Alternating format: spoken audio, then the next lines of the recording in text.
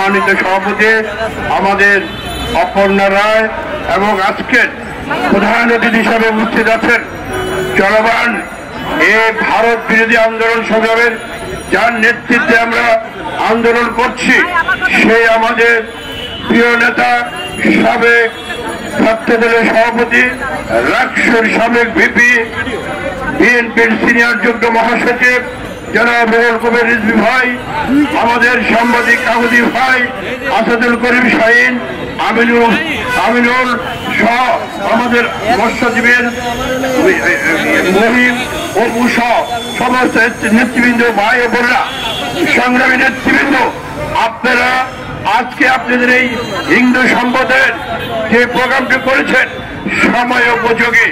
আমরা শুধু এসেছি আজকে আপনাদের এখানে সংহতি প্রকাশ করার জন্য।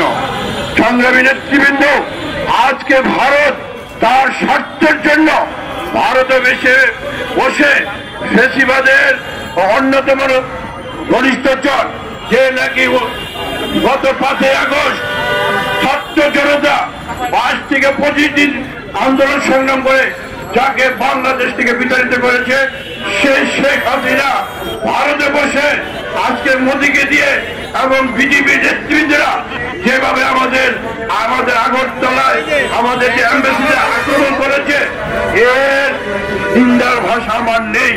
আজকে আমি মেহমান আর সে মেহমানকে চট চাপড় দিয়ে সেটাকে আপ্যায়ন করা হয়, এটা হলো একটি কাপুরুষত্বের অবস্থা।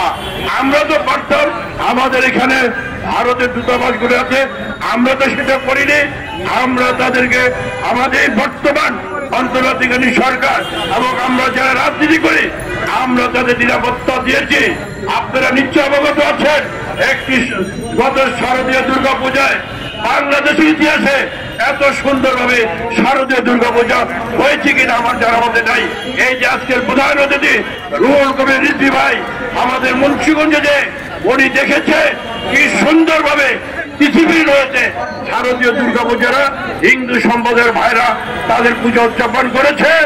আমাদের বাংলাদেশে আওয়ামী লীগ যখন ক্ষমতায় ছিল জমি দখল থেকে শুরু করে সমস্ত কিছু অপকর্ম হচ্ছিল আওয়ামী লীগ, আজকে তাদের এটা সহ্য হচ্ছে না।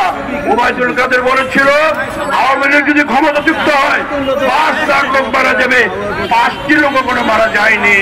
আজকে তাদের এখানে হলো জেলাসি, এখানেও তাদের হিংসা, ওই আওয়ামী লীগ চলে গেল গুরুত্ব কিছু হলো না। তাই আজকে পরিকল্পিত ভাবে আজকে হিন্দু সম্প্রদায়ের নাম দিয়ে তারা আজকে দেশে একটি বিশৃঙ্খলা সৃষ্টি করতে চাচ্ছে। আমরা হুঁশিয়ার করে দিতে চাই, আমরা যারা রাজনীতি করি আমরা রাজপথে আছি। আওয়ামী লীগের নামদারি যারা ইস্কনের নাম দিয়ে আসবে আমরা তাদের রাজপথে মোকাবেলা করব। সংগ্রামী নেতৃবৃন্দ, আমি আর বক্তব্য দীর্ঘায়িত করবো না, পরিশেষে বলবো আমাদের নেতা বিএনপির ভারপ্রাপ্ত চেয়ারম্যান জনাব তারেক রহমানের যেসব মামলাগুলো আছে অবিলম্বে সেই মামলাগুলি প্রত্যাহার করে তারে বাংলাদেশে রাজনীতি করার সুযোগ করে দেওয়ার জন্য আমি এই অন্তর্বর্তী সরকারের কাছে আহ্বান জানাবো। সবাই ভালো থাকুন, ধন্যবাদ। আজকে আপনারা হিন্দু সম্প্রদায়ের ভাইদেরকে ধন্যবাদ জানাই, এই কারণে আপনারা একটি সময় উপযোগী কর্মসূচি পালন করেছেন, সেই জন্য আবারও আমি ব্যক্তিগত তরফ থেকে দলের পক্ষ থেকে আপনাদের ধন্যবাদ জানাই। খোদা হাফেজ, ভালো থাকুন।